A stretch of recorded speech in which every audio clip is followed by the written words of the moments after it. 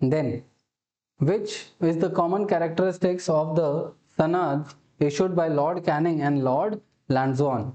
They abolished the titles of Indian princes, they granted rights of adoption to Indian rulers, they enforced British taxation, okay, in princely states, and they allowed Indian states to form independent foreign policy. So here always think that which one is going to be the most,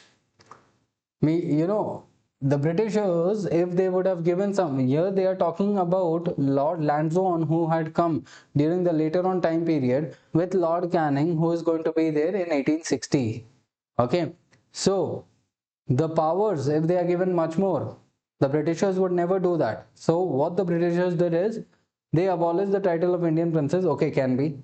They granted rights of adoption to Indian rulers, okay, can be. They enforced British taxation in princely states, okay, and they allowed Indian states to form independent foreign policy. So you can eliminate D, that is for sure, because they were not given any independent foreign policy. They enforced taxation. In the later on time period, no. After 1857, Lord Canning obviously would not enforce taxation on the princely states. Why? Because 1857 revolts had the participation of princely states in anti-British aspect. So that is why they would also not do that. Then they abolished the titles of Indian princes.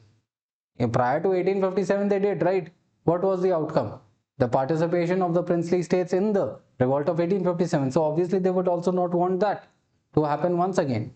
So that is why here they granted rights to adoption for Indian rulers. That means reducing the policy of doctrine of lapse. Okay, reducing the policy of doctrine of lapse. This is what had happened at that point of time. Okay, so the answer here is going to be B. The answer here is going to be B. Okay, so Lord Lansdowne was 1888 till 1894.